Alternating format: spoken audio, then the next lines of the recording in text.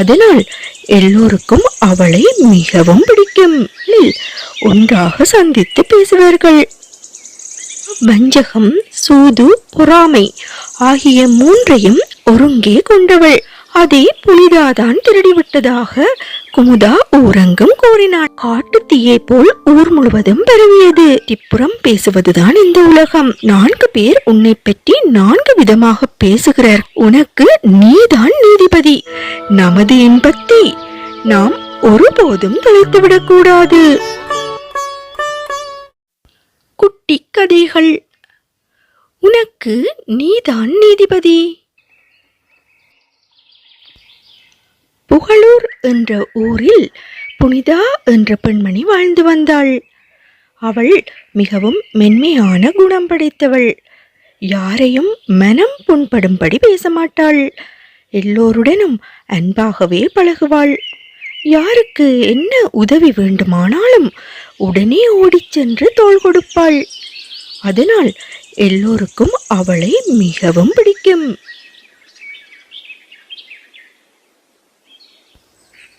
புனிதாவின் அயல் வீட்டில் ரிஹானா என்ற முஸ்லிம் பெண் இருந்தாள்.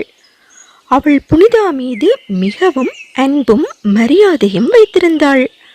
இருவரும் மாலை வேளைகளில் ஒன்றாக சந்தித்து பேசுவார்கள்.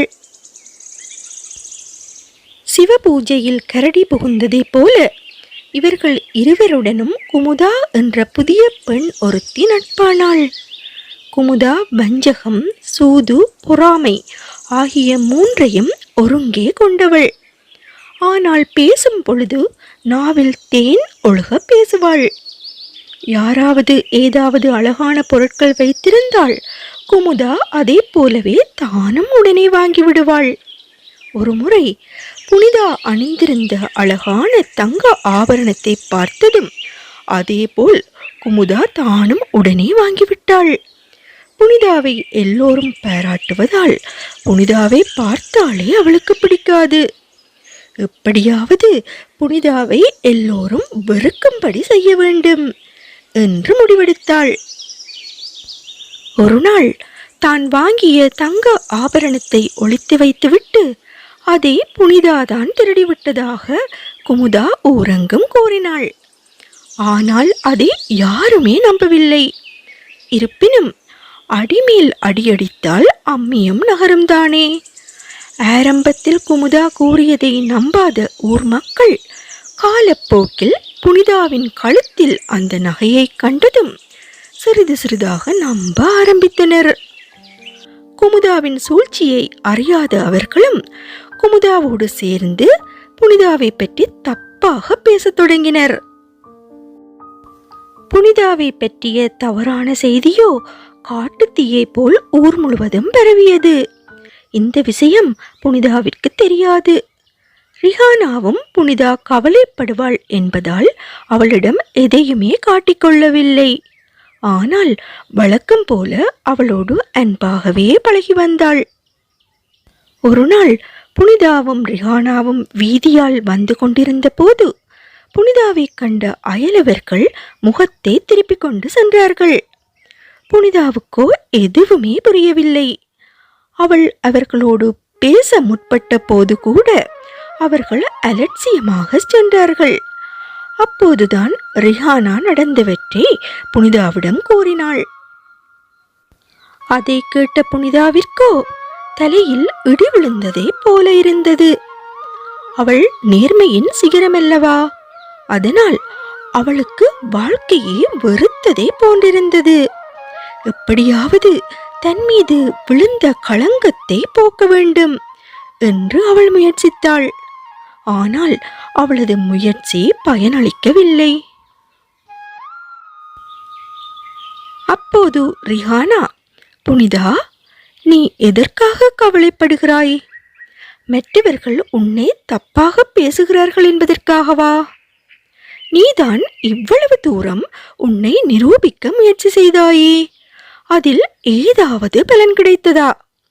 பின்னர் எதற்காக கலங்குகிறாய்? மற்றவர்களை பற்றி புறம் பேசுவதுதான் இந்த உலகம்.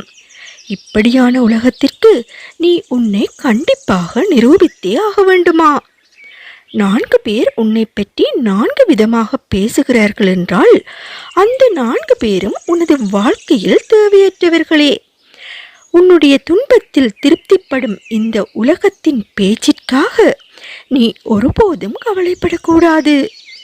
உனது மனசாட்சிக்கு மட்டுமே நீ பதில் கூற வேண்டும். நீதி தேவதை கண்ணை கட்டிக்கொண்டு நீதி வழங்குகின்றார். ஆனால் இந்த உலகமோ கண்மூடித்தனமான அநீதியை மற்றவர்கள் மேல் திணிக்கின்றது. உண்மை அறியாத இந்த உலகம் 1000 சொல்லட்டும், உனக்கு நீதான் நீதிபதி என்று கூறினாள். ரிஹானாவின் இந்த அறிவுரை புனிதாவுக்கு பெரிய ஆறுதலை அளித்தது.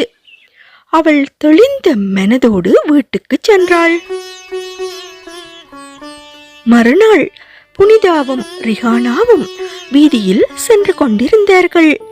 அப்போது அவர்களுக்கு எதிரே குமுதாவும் அவளுடைய மகளும் உறவினர் வீட்டு விசேஷத்திற்கு சென்றுவிட்டு திரும்பிக் கொண்டிருந்தார்கள். குமுதாவின் கழுத்திலோ அந்த தங்க ஆபரணம் பளபளத்துக் கொண்டிருந்தது. புனிதாவையும் ரிஹானாவையும் தூரத்தில் கண்ட குமுதா, வழியில் திருடர்கள் பயம் அதிகமாக இருப்பதால் இந்த தங்க ஆபரணத்தை உனது சட்டை பைக்குள் ஒளித்து வைத்துக்கொள் என்று மகளின் சட்டை பைக்குள் ஒளித்து வைத்துக் கொண்டாள். தாயாரின் சூழ்ச்சி அறியாத குமுதாவின் மகளும் புனிதாவையும் ரிஹானாவையும் கண்டதும், இதோ எனது அம்மாவின் தங்க ஆபரணம். வழியில் திருடர்கள் பயம் அதிகமாக இருப்பதால் அம்மா இதை என்னிடம் பாதுகாப்பாக வைத்திருக்கும்படி தந்துள்ளார் என்று கூறினாள். குமுதா கூறிய பொய்யும் அம்பலமானது. இதை கண்ட ஊர் மக்களும் புனிதாவிடம் மன்னிப்பு கேட்டுக்கொண்டார்கள். குழந்தைகளே, இந்த குட்டி கதையிலிருந்து நீங்கள் என்ன புரிந்து கொள்கிறீர்கள்? எப்பொருள் யார் யார்வாய் கேட்பினும் அப்பொருள் மெய்ப்பொருள் காண்பது அறிவு. அதாவது, யார் என்ன பேசினாலும் அதன் உண்மைத்தன்மையை அறியாது ஒருபோதும் நாம் முடிவெடுக்க கூடாது. அத்துடன் நம்மை துன்பப்படுத்தி இன்பம் காணுபவர்களுக்காக நமது இன்பத்தை நாம் ஒருபோதும் தொலைத்துவிடக்கூடாது.